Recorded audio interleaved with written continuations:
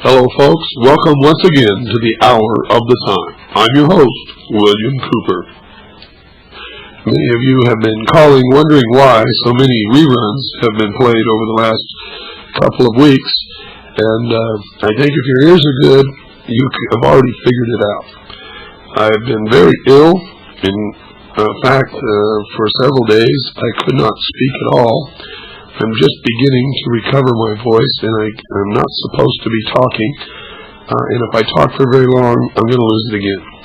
So you're going to hear an interview tonight that you've never heard before. This was actually taped on September the 21st, 1992, in Phoenix, Arizona. The guest tonight is Jim Mosley, who has been involved in the research of the UFO phenomena for many, many years. So that's what you're going to be listening to. For those of you who have called worried about me and about my illness, I thank you. It makes me feel very, very good to know that so many of you are so concerned about my health. I also had on my message service, I left a message speaking just about in the same voice that you're hearing now, that I had been ill. And people would listen to this and at the end say, when are you going to have some new shows? How come we've got so many reruns? All I can say is that's the sheeple factor coming out in somebody. It just is beyond me how somebody could listen to that message and still ask a question like that. But anyway, on we go. I want you to stay tuned, folks, this Wednesday night for a very important show about the IRS. You see, we're the only show in the whole world, radio, television, or anywhere that's ever exposed the IRS and the Federal Reserve for what they really are. And now they're starting to practice damage control. And I want you to pay attention who is putting out the damage control. Remember that you weren't hearing anything on radio about the National Rifle Association until I came out and said, if you join the NRA, you've registered your guns. Now you're starting to hear big ads on certain talk shows about the NRA trying to work their damage control.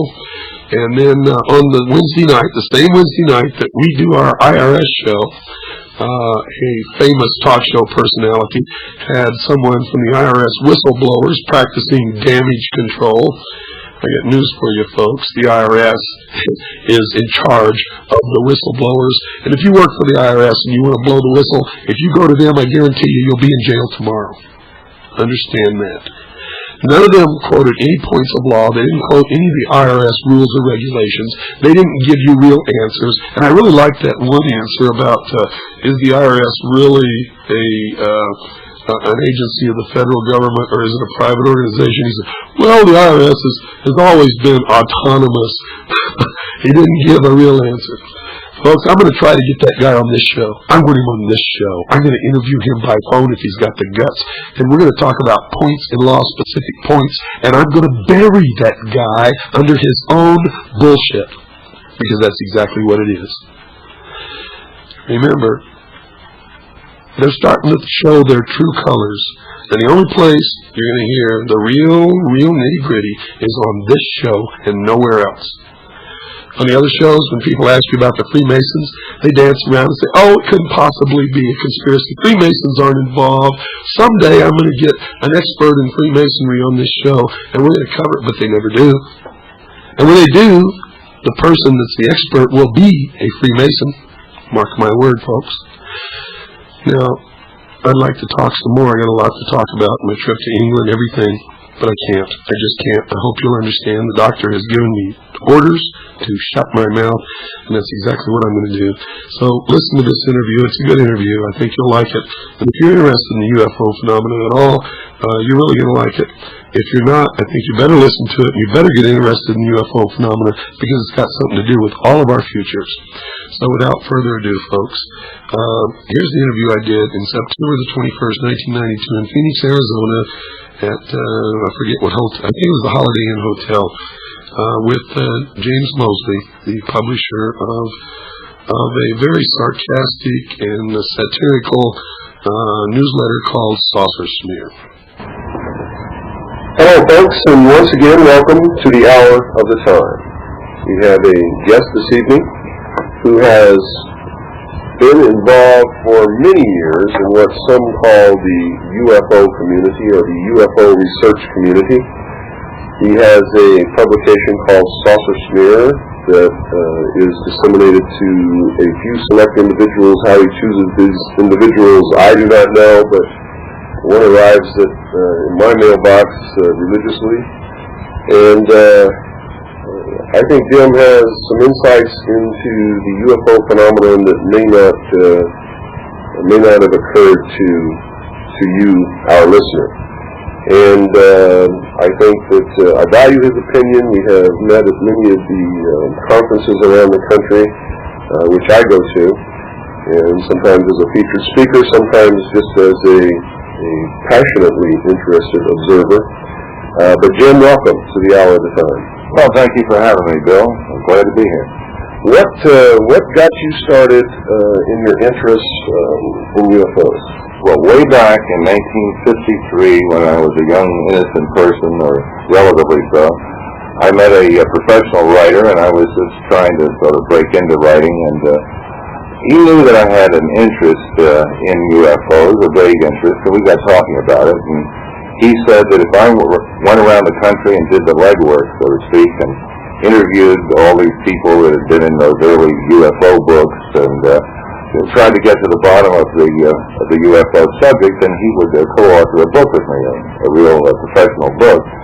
And that sounded real good to me, and I wanted an excuse to go do this anyway. So I took my car, and I had some time and money. I went for about 3.5, 4 months in the latter part of 53 into early 54, and I interviewed 200 to 300 people who had been written up as contactees or as ordinary people who had made sightings, or as scientists who had commented on the subject of life on other planets, or anybody like that. And then I got all this data together, and then we never did do the book, is the punchline there. But that led to my original publication called Saucer News, which I began in 1954, and continued for quite a number of years, and then finally dropped in the 70s, early 70s, and then, make a long story short, I came back into it again in a way that more suits my own personality, which is I'm not really interested in sightings anymore, especially after all these years. I'm interested in the personalities and the new aspects of the subjects that come along, such as abductions or MJ-12 or Area 51, which is your specialty. All these things excite and interest me, but I mean, a lot of it bores the hell out of me too. So I do it my way in my magazine and let the other people take care of the sightings and what I call the mundane stuff. When you first were introduced to people who said that they had talked to someone from another planet or that they had experienced a UFO sighting, I know that was many years ago, and your ideas and your attitude has certainly changed. I know that too. But what was your first response to these people? I mean, could you sit there and really look them in the eye and keep a straight face and believe what they said, or were you the reluctant skeptic? Or how would you explain your reaction to what you were hearing? Well, I'll tell you, that's a good question. I remember the George Adamski case, which was the biggest one of the early 50s. I first read about that. Somebody sent me a newspaper clipping from Boston. I don't know why it was from there. Talked about this professor from Mount Palomar and a doctor who I assume to be an MD, and I think 5 other people who accompanied him on this desert contact, which was the first incident that George Adamski had. And I thought, oh my God, if it's a professor from Mount Palomar, and a medical doctor, and these other people, one was a radio specialist, and they all sounded very high class. And I thought, well, if they're saying that they met a spaceman on the desert, I should believe it, I suppose. But then I got more into it, and George Adamski lived near Mount Palomar. The professor was self-appointed, or at least appointed by his friends and fans. George Hunt Wigginson had a self-appointed doctorate or something very close to it. I know he never graduated from the University of Arizona, because I checked that out myself. He had no real degree, and the other people were just amateurs. One was a radio ham, and this, that, and the other. So when I got that far with it, I was already getting suspicious. And then one of the people I interviewed on that trip I just mentioned was George Adamski and all but one of his witnesses. Then I started to talk to other background people that knew them and had something to add. And then I wrote an expose. So I went all the way from the first flush of believing it, and I did have the will to believe. I think we all have. Wouldn't it be wonderful, if it were true? Sure. But by the time I finished with George Adamski, I didn't believe a word of it, but I always did like him. And that's another thing that I think you understand. I kind of make two columns, and they have to overlap a little bit. But one is the guy's story. Do I take it seriously? Do I think it's true? Very often the answer is no. But on the other hand, the same guy, like you and I, for instance, we might just be friends without that. Because I go by what he's like and how he treats me and how he seems to treat other people. And if he's been to Venus on the side, well, I just try not to hold that against him, that's all. Like that fellow we were just sitting with down at the pool. He's been underground in Mars. Other than that, he seems fine. So I won't hold that against him. I sort of divide it the same way, only I have another column that's harmless or benevolent. If they're benevolent and they've been underground on Mars or they walk on the sun and talk to... Walking on the sun is especially hard, you know that? And they're still nice people and don't seem to be harming anybody, that's okay. If they seem to be malevolent or malicious in their intent, then it's pretty hard for me to be friends with those kinds of... Well, I agree, sometimes it does. I mean, maybe we shouldn't just name a couple that I feel that their story isn't good and their personal conduct isn't good either, and so then I just don't like them. I mean, Sure. Bud Hopkins comes to mind. Not that you asked, but... Well, Bud Hopkins is a favorite subject of mine. In fact, in my book, I documented where he was practicing, in fact, psychotherapy on these people who claimed to have been abducted, holding actual group therapy sessions, and has no psychological degrees or training or whatever expertise whatsoever. And a doctor who he had conned into getting in there to help him with this stuff brought this to the attention of the state medical board in New York State. And what happened is they never did investigate Bud Hopkins. They took the medical license away from the doctor who made the complaint. That sounds like part of the... No, I had somebody I was talking to the other day, we were talking about Bud Hopkins, and I said, as an artist, which is what he's supposed to be, how can he be practicing psychiatry? And this guy came up with a line that I wish I'd come up with. He said, well, he must have heard that psychiatry is an art, and so it's just part of his artistic work. Technically, he's absolutely right, because psychology is not a science. You're right. It is an art, and the artist seems to change with the artist. You got it. There are so many theories about the practice of psychology that you can take your pick, and who knows what's what. Well, I've known psychologists and psychiatrists professionally and socially, quite a lot of them. I've been on 5-hour radio shows with big psychiatrists in New York City, and my general conclusion is they're at least as crazy as we are. Most of them at least. Oh, absolutely. In fact, one study, well, I thought this was the most interesting study of all the studies I've ever looked at in my life, showed that psychologists generally pick the field because they feel that there's something mentally wrong with them, and they hope to be able to treat themselves and thus keep it a secret from their family and their friends. You're very close. I've heard that, and I think there's a lot of truth in it. And at one point, they had the highest suicide rate of all the professions. Now, I don't think that's true anymore, but at one point, it certainly was true. I've heard that too. Jim, over the years, what have you come to think about this whole field in general? Well, that's a hard one. There's an awful lot of nonsense. There has to be a germ of truth somewhere. My personal opinion is that insofar as any of this is real, we are dealing with a genuine mystery which is beyond our present-day science. And very simply, as we all know, science has to have an event which can be duplicated under controlled conditions. If you do a certain thing under conditions A through X, right? And you write up a paper on it, and another scientist reads it, and he says some conditions A through X, same thing happens again, so you're okay. But when you have a UFO sighting, or a psychic experience, or an abduction, or any of these things that are in the weird realm, you might say, they happen, let's assume, but you can't make it happen again under the same conditions. You can't duplicate it. So it boils down to the person's word. You choose to believe them or you don't, but that doesn't necessarily mean that it's not real or it isn't true on some level. And I think as good as science is, in theory, and as good as our scientific method is, having gotten us to the moon and done real things, there is something lacking in it. It's going to have to be improved and modified, and someday, perhaps long after we're gone, I would assume and hope that they're going to find out what all this is about and prove it scientifically, whatever is behind all this.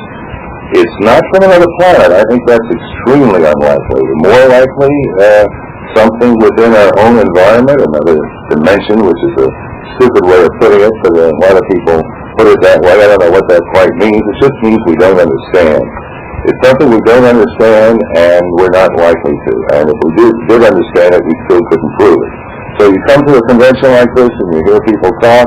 Each guy has a different starting point. Each guy has a different ending point. But not one of them can prove scientifically any reasonable fraction of what he's saying. So it's his opinion. And if you like it, you listen to it, and if you don't like it, you go to the pool, which is what I was about to do a minute ago. Until I grabbed you. Right. But what about the historical perspective? Do you believe that this interpretation of historical events to show that intervention from these people who supposedly ride around in these flying discs or egg-shaped craft, or the many different ways that they've been described, do you think that that's a correct interpretation, or do you think that that's... In other words, you're asking, do I think that space people have interfered with past history on Earth? Not necessarily space people, but whoever this is.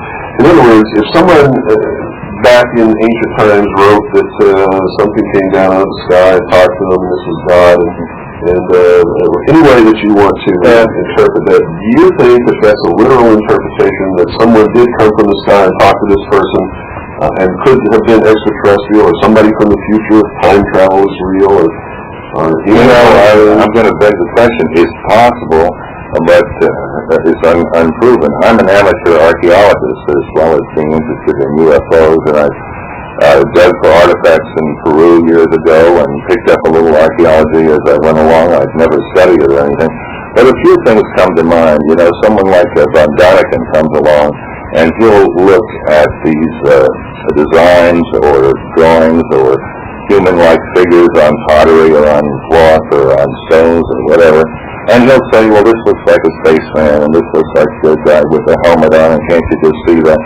Well, you know, that's like the old ink blot test. I mean, you can see what you want. If you're determined to believe in spacemen, then you can reinterpret some of these things the way you like, but, conventional archaeologists go to the other extreme. They insist Columbus was the first guy to, get here, and he wasn't, and, they have a lot of ideas which are untenable, but they stick to them. So, you can go to either extreme. I think our prehistory is so poorly known and understood, and so little of it has been dug up and properly analyzed, there again you have a mystery area. I don't think there's an answer to that. At least I don't have it. Anything's possible. You wonder, for instance, genetically, how the human race went from a relatively primitive, almost animalistic state, probably not more than 10,000 years ago, and so quickly, 10,000 years in the whole evolution of this planet is just a moment in time. How did we come this far this quickly? Pretty soon, there was the Egyptians who were relatively civilized, and then on up from there, and we're somewhat civilized perhaps, but that all happened awfully quick, so maybe there was some interference from some other realm. I mean, it's not inconceivable, but it is sure not proven. It's always interested me in my study of the mystery schools. I find this legend of Lucifer always popping up. Something that fell to earth from the sky and imparted knowledge to man, which they named Lucifer or Satan, and of sorts the God of the Bible said, you're not supposed to have this knowledge. You don't eat of the fruit of the tree of knowledge. And that's caused us tremendous problems ever since. And nobody really knows what it was that really happened back then. Everybody's asked to take the different interpretations of the different religious schools of thought as an article of faith. And I'm not making judgment on any one of them, and your religion and my religion doesn't have anything to do with this conversation. And I don't want to get into that, but it appears that somewhere in history something happened that man who didn't think before began to think for himself and discovered how to grow plants and build cities to protect themselves from each other and animals and make weapons and forge metal out of rock and all kinds of things. One of the things that has always impressed me, and I'm never able to verbalize how impressed I am by this, but my great-grandmother, Grandma Vance, came across the United States in a covered wagon. She didn't have plumbing. She had to pump water up from a well, when they had a well, or get it from a stream or a river. Her first home was a sod house on the prairie in West Texas. She lived through Indian wars and saw several of her neighbors killed by wild Apache Indians. Who to them, they didn't consider themselves wild. They were civilized, and here we were taking their land, and they're trying to keep their land. I was narrow-minded of them. They were very. But anyway, before she died, she had seen all of the technology up to and including the development of the Boeing 707 and had flown in the sky. Now this to me is absolutely beyond my wildest dreams. I can't even imagine how she was able to cope with the transition from where she came from to where she ended up, and still have any kind of modicum of sanity left.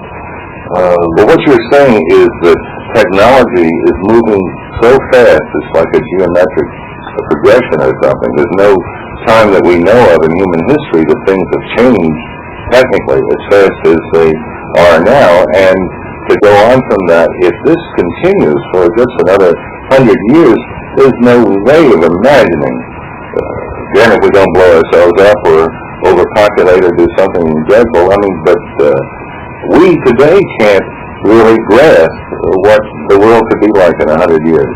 That's correct, and I think that was one of the main themes of the movie 2001. I think Arthur C. Clarke was trying to tell us that our technology is reaching the point where maybe we can't control it.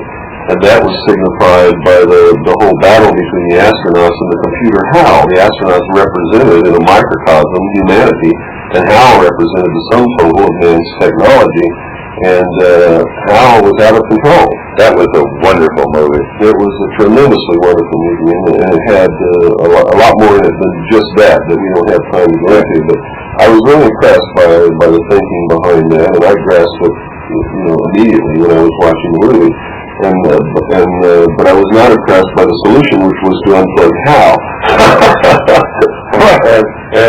and that led to, supposedly, in Arthur C. Clarke's mind, a paradigm shift in the collective consciousness of humanity and the birth of the new man, which was signified by the fetus floating in space. Well, I thought it was unfortunate they had to take them apart, tube by tube.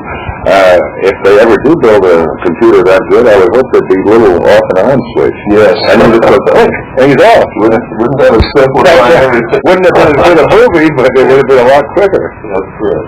But there was a real warning there, I think, that maybe we need to heed, because I know that in most of the technologies now, it is almost impossible for any person to understand the whole extent of it. So you have people specializing in small fields. Absolutely.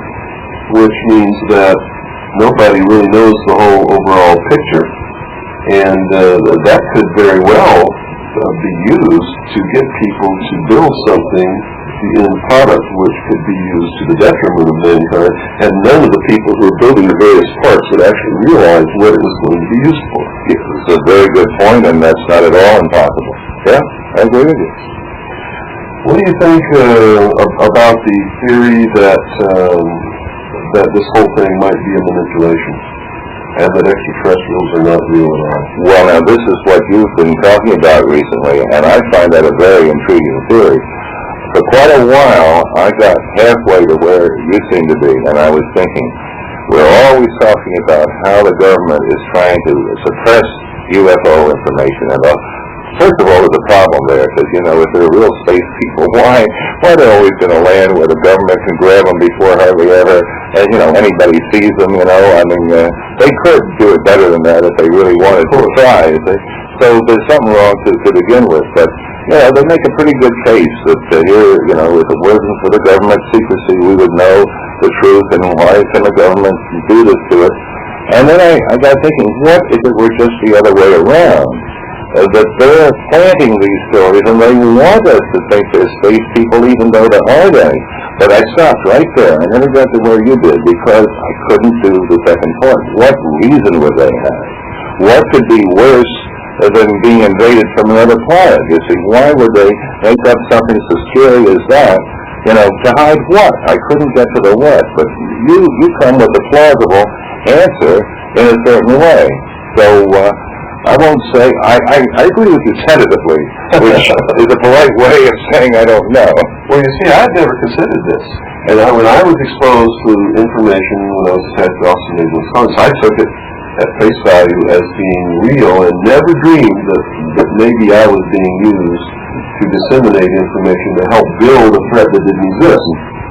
Until, in my research, I'm going back through history, trying to find reference to UFOs in history, and I came across some documents of which I thought was very interesting, of the Japanese Imperial delegation that came to the United States in 1917. And there was a speech made by John Dewey, who's touted as the father of our failed education system today. He's supposed to be a great man, but anybody that knew his father's a failure is not a great man.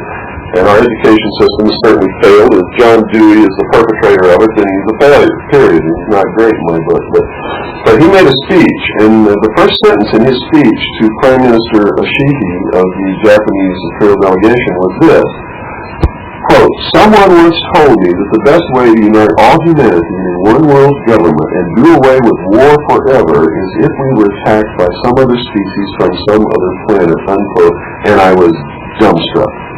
It was as somebody had hit me upside the head with a 2x4, and that's what it was. It was a mental 2x4 that shook my thinking around and put it in a different perspective that I'd never considered before. That if these people, these elite, who behind the scenes with their influence and their money and their power can really make things happen, what a one-world government, what better way to get people to cooperate with them than to present the earth with an enemy? Whether it exists or not, the average Joe on the street could never, ever realize the time in his life where he could authenticate it or disprove it, because he would have to trust that the government's telling him the truth, because he can't go into outer space and see for himself whether there's something there or not. Yeah. Well, Reagan made, 3 or 4 different statements. Six. Yeah. And who was it? Khrushchev at that time? Or Gorbachev? Gorbachev made similar statements. Yes. And to say it once would be reasonable, because it's not a strange thing really to say, but to say it a number of times so people will remember it makes you kind of wonder, yeah. It's extremely unusual for a president to say anything twice, and they never do that unless there's an extreme emergency at hand, or they want you to get a particular point with no question. Well, it's time for a break, folks. Stand by.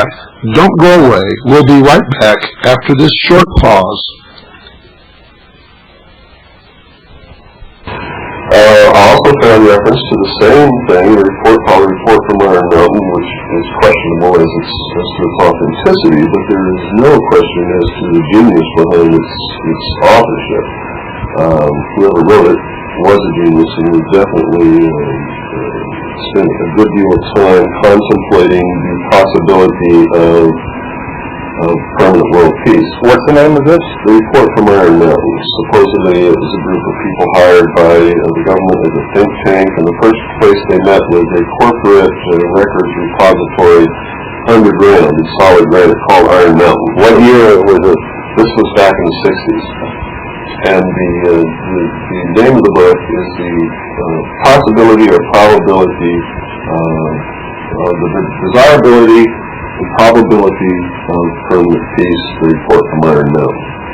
And the whole study of this book is what is the desirability, what is the possibility of permanent peace ever on this earth?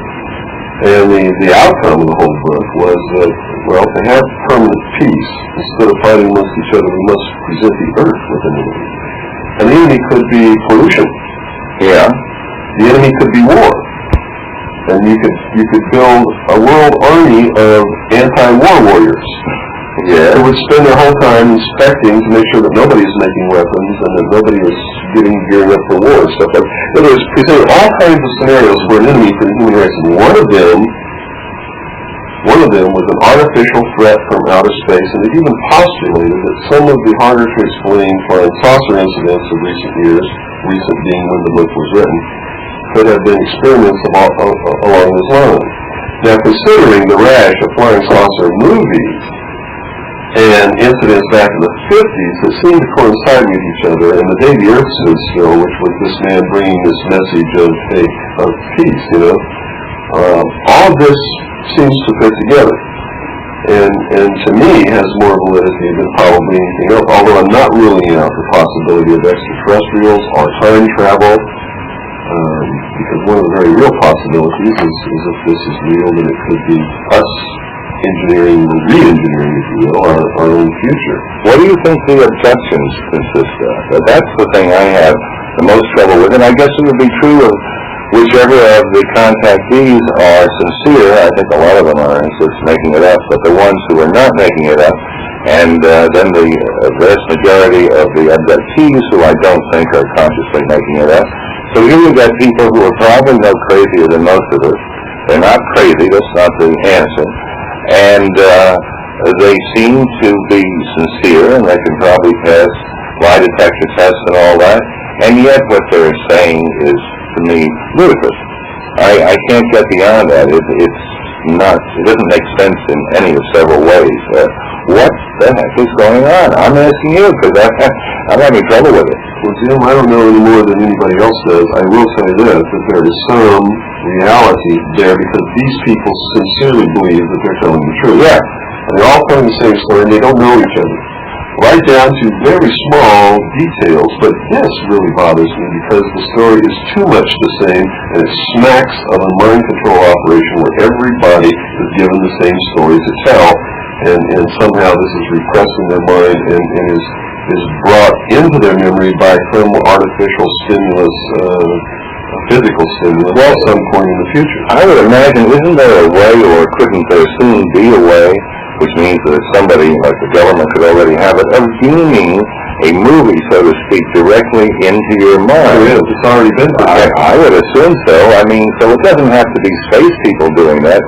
Martin Cannon, I think you said you had a problem with him, but whatever, I've corresponded with him, and he's the one, who goes by the theory that the government is doing this. The only problem I have with Martin Cannon is that he's a total and complete emotional wreck. When he really does legitimate research, he does good legitimate research, but I could believe something like that quicker than I could believe that space people are doing it. And all of this genetic stuff sounds like a Freudian nightmare to me. I mean, real creatures from another planet, which might be 100,000 years ahead of us or 1,000,000 years, how come they're only about 20 or 50 years ahead of us, and how come they're doing a little bit better than us in the genetic area, but have to do all of these crazy experiments and all? If they're no more advanced than that, I don't know how they ever got here.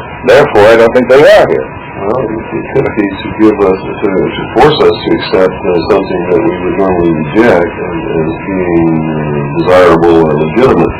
You see, to me, it fits in right in perfectly with the blonde hair, blue-eyed, beautiful men and big-busted, beautiful women who step off of these saucers, saying they're from Venus and bringing us the message of Karl Marx.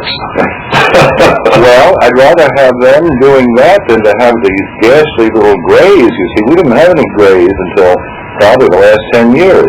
And in the early days, we were talking how I started way back, it was simpler because almost all of these contactees that were around, and I met some of them in Giant Rock, California and elsewhere, And they all told a different story, because they'd all been somewhere else and never to the same place. But there were similarities that ran through them, and I always felt, being sort of a liberal sort, even if there isn't a word of truth to it, what they're saying is harmless, it's nice, it was peace and love and kindness, and it was sort of the pre-hippie here, you know. And I thought, well, you know, let them say it, and at least they're being nice, and perhaps there is something ultimately behind it. Now, you've got more evil going on than good. I mean, from what we're talking about and reading about. Well, this is the building of the trap, and it's also telling us and giving us two messages: hey, we're being threatened, and hey, we might have a friend out there. So it's the old bad guy, good guy routine. That's what. You, I think, are a little bit more biblical than I, and you see the world as a fight between good and evil, and to an extent we could say that it's not. But I get suspicious when I see space people who have all of our failings. Some of them are real good, and some of them are real evil, and some you're not sure about.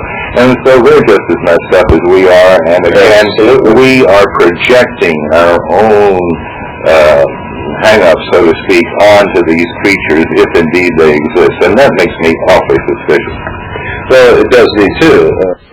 One of the things that I get so upset about is, especially these people, some of them in the race community, come to me all covered with fluff and saying, Bill, you shouldn't get so upset about this, you shouldn't worry about this UFO thing, you shouldn't worry about the New World Order, because the benevolent space brothers are going to come and save us. And to me, that's the height of folly. It doesn't make any sense at all, even if there were any benevolent space brothers. Why in the world would they save us? Exactly. And number two, if we're making such a mess of our own world, the world would want to take us back to their world so that we can do the same there, unless we were in chains. You know?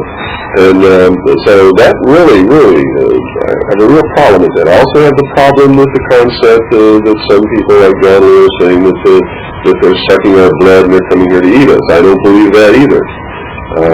I think that we're responsible for whatever is happening on this earth, and I don't think anybody else has got their little finger mixed in it. Yeah, we can't push our own failures onto a possibly mythical other realm or race.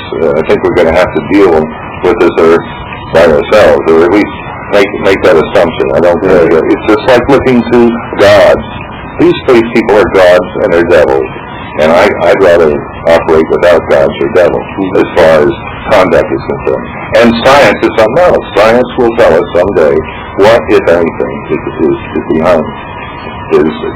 behind all of this. I think there is a psychic realm. I think that, I indicated earlier, I think there are things, I've had a few experiences myself, I guess almost everybody has things that you can't explain in the usual five senses, you know. There's something going on. I think there's an overlap between the human mind, between the psychic, and whatever there is to this space business, but what it is, I don't know, but I think there is something very important that science is missing, and someday, as I said before, we might find out. Well, I can't, the politics of it is one thing, but I can't just automatically write it all off that way, and I don't think you do either. There may be something real going on beside all of this political thing. Well, I think you're onto something, because for some time I've been toying with the possibility that somehow science and religion are going to merge at some point. And that is going to form some kind of explanation to a lot of the things that bother us about this and many other things in the world. I think at some point in our history, the two were melded and came apart. And for a long time, maybe didn't even exist, at least in the science part of it during the Dark Ages. Well, I think astrology was astronomy in the beginning. They were the same, and then they split, and now they're different. I mean, I think astrology is, in my opinion, nonsense, and you can't say the same for the other because it works.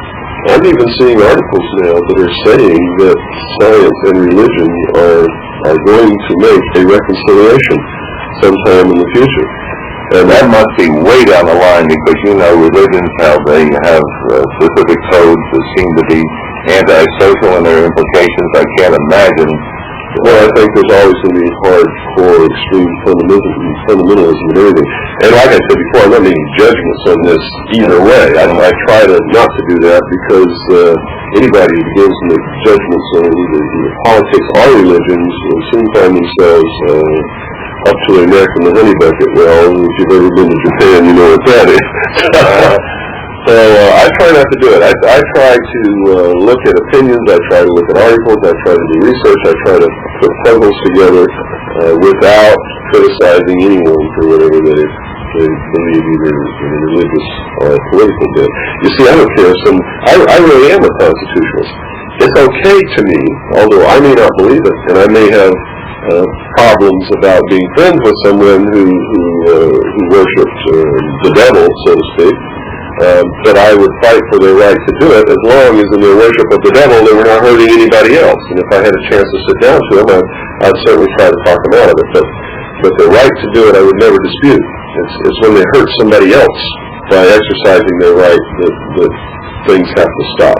Well, as I've told you, Bill, and I'll say it again, I find you the most interesting person at these conventions because whether I agree with you or not, every time I go to one of your things you're expressing new ideas, and I'm a pretty big thinker, I think, but you've come up with a lot of things that I hadn't put together before in the same way, and then I think, well, that doesn't sound reasonable in this case. Well, that's something I might want to think about or learn more about in a different case. So it's not the same old jazz, and at these conventions, most of it, I mean, why am I here instead of down in somebody's workshop right now? Well, it's neutral, but I mean, there's people speaking right now in this hotel and telling amazing stories, and I look at the program, I'm not even interested in going down to hear them, and it's a lot of repetition and leading to the same sorts of conclusions. You, as I say, put things together in new ways, and I found it very interesting. Obviously, other people do, or you wouldn't be getting as much attention. None of that is meant to imply that I agree with you. Well, thank you, Jim. Ray Barker was a great friend of mine, but no one ever felt that he was telling the truth. Least of all, he himself. He was in the field of the same school of thought, you might say, as Ray Palmer, who was also an entertainer and a wonderful guy. And the successor to all of that, funny enough, is our friend Timothy Green Beckwith. He does today what those men did in their era, and he's doing it quite successfully. Well, I really like him because he's honest.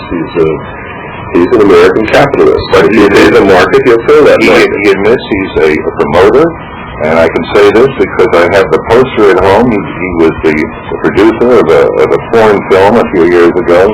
Thriller, I think was the name. It was a takeoff on Thriller.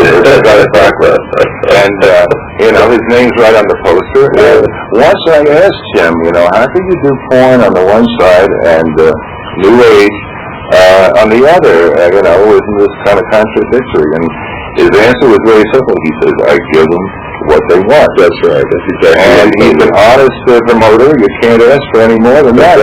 Everything that I've ever done, when he asked me to come and speak, and he promotes the thing and puts it all up, it's always been in the handshake. He has never tried to ever take advantage of me. He's always provided exactly what I need when I need it, and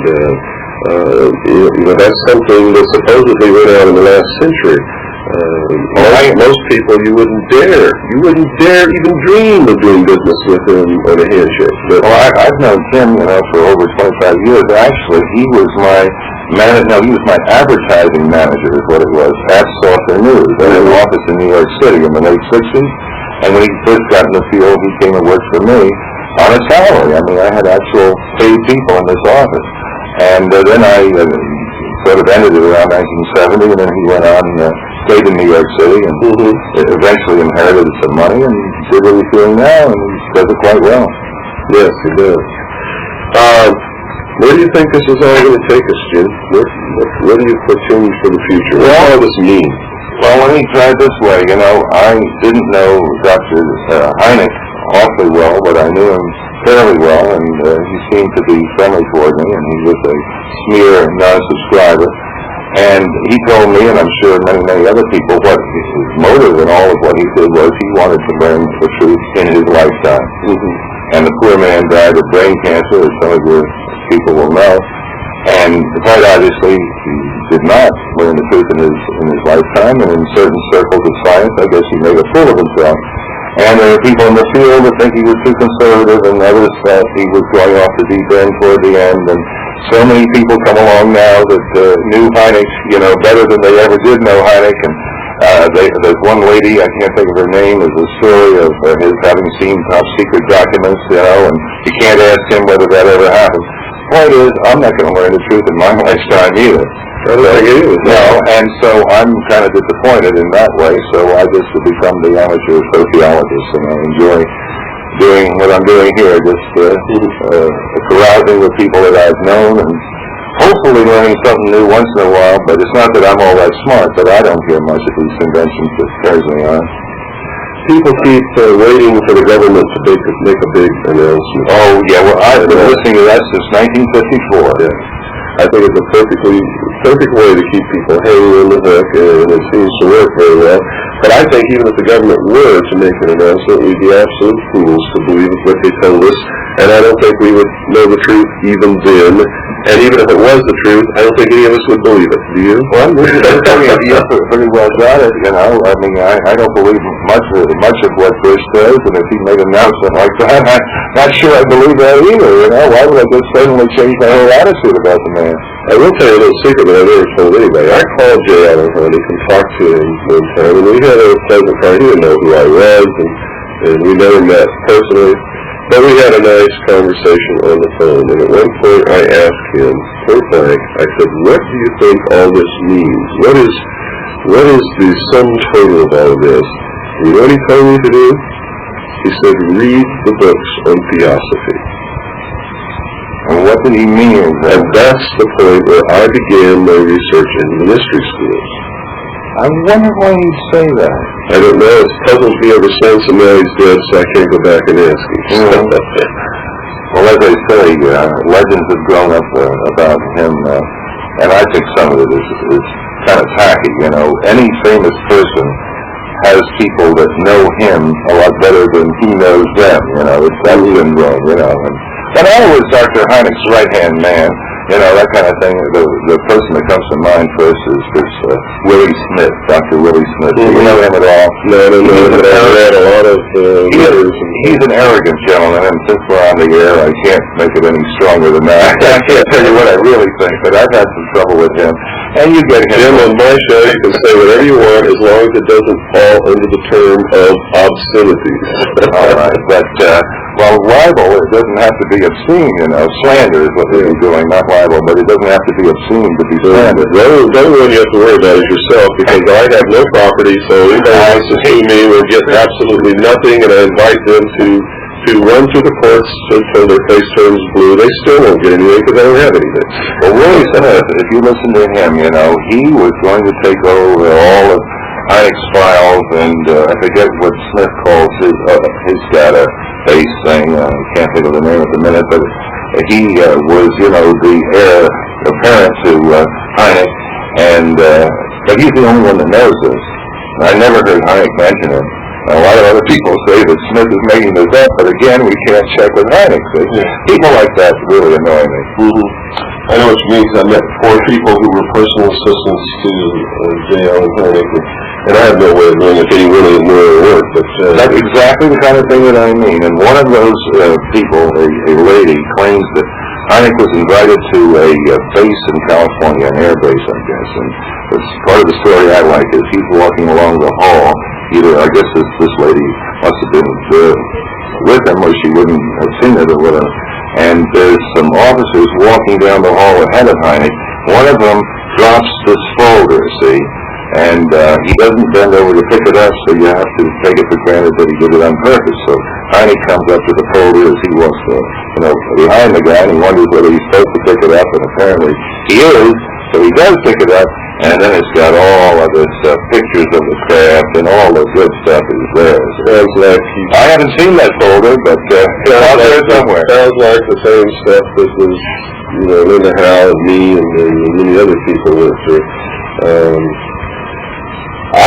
Personally, I think that, in fact, I know, no other, if this is real, and if it's really top secret, no other top secret project in the history of top secret projects has been contained in a bucket with so many holes in it.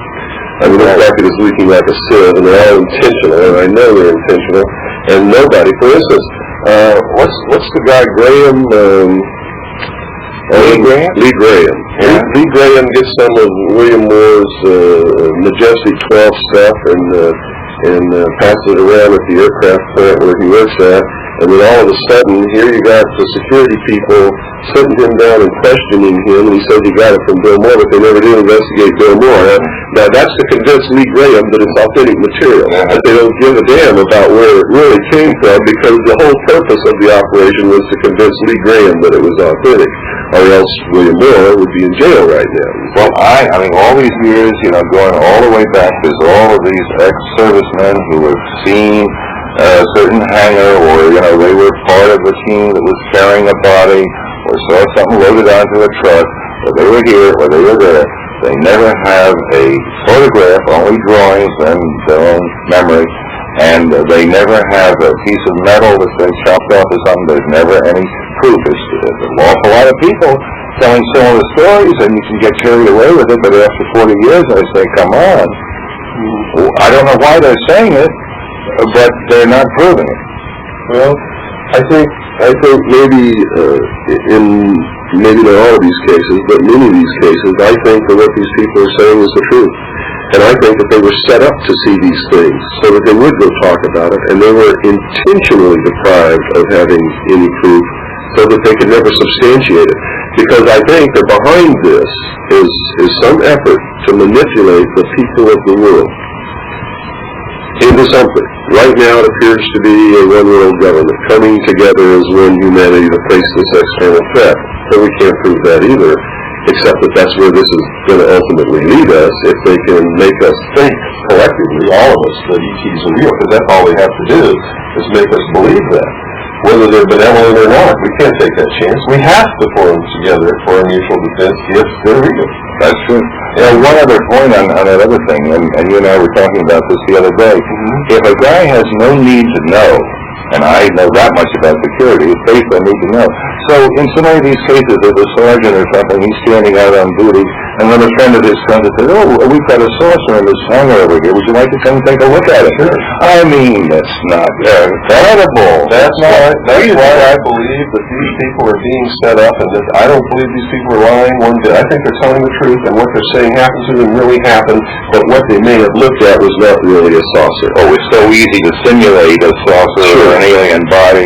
Sure. There's an alien body on take a baboon and cut off its tail, do a little reconstructive surgery on its ears and eyes, and shave it, and you've got a grave.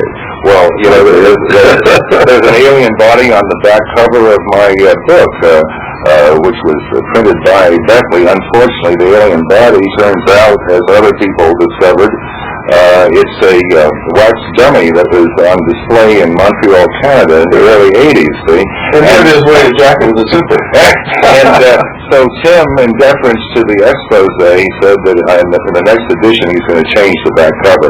I said, I don't care. I said, I enjoy selling the book. I tell people that I didn't write it. It was ghostwritten for me years ago. It's a story there. But anyway, you can put anything you want on the back cover. I'm no more embarrassed than I would be otherwise. So leave the fake alien, put a new back cover. I don't care. It's all the same to me. Well, we've got about a minute and a half left, Jim. Can you sum up and just sort of, what you've got a minute and a half. What would you say to millions of people who are going to listen to this broadcast on shortwave worldwide, all over the world? What would you say to them if you could? Well, I'd say keep an eye on this subject. There's something to it. There's something interesting here. Keep an open mind, which means, you don't have to believe all of what anybody says, but there is something apparently going on, and as I've indicated, it seems to be beyond our present knowledge as far as science is concerned, and we'll hope that we'll learn more about it, and it won't be easy and it won't be soon, but meanwhile it's a fascinating mystery. let me put it this way. The human mind wants answers. That's why you have religion. You have a subject where there are no answers, and you invent them if you have to. And that's why people form beliefs, solid, serious beliefs in a subject like this. It has to be this, it has to be that. But that gives them an answer. And if they're happy, that's fine with me. But it doesn't mean that it's the answer just because it's their answer. So it's not that simple. You got to face the fact that at a given point in human history, there are things that we don't understand yet, and we can just hope for the best. That's it. Thank you, Jim. Well, folks, I told you that that would be a good interview, and it was. Everybody has a different viewpoint on the origin and the real story behind UFOs.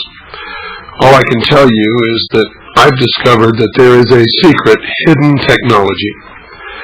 And some of that technology, at least, is owned by the United States government and is flown from a super secret test site in the state of Nevada called Green Dry Lake, or Area 51. I've been out there many times and have videotaped these craft in the air flying, and they do things that absolutely defy the laws of physics as we know them. But we may not really know the real laws of physics. Maybe they perfected a unified field theory and really have plugged gravity into the equation. If that's true, then we may be being set up. In fact, we may have been being set up since the end of World War II when they captured German technology along the lines of disc-shaped flying craft in order to create an artificial alien threat from outer space to bring about the formation of a one-world government where humanity would be willing to give up whatever is needed in order to face that threat. Think about it, folks, because I think that's what's really happening, although I can't explain all UFO sightings, and some of them could possibly be extraterrestrial. But I think if the TV set is broken, it's absolutely foolish to go to the moon to try to get it repaired. And if we see something flying in our atmosphere, it's equally foolish to go to Andromeda to find the answer to it. So, folks, until next time, I really have enjoyed being with you tonight. Tomorrow night, Darlene Cheryl's going to be here talking about fluoridation in water. Absolutely fantastic show. Don't miss it. Good night, and God bless you all.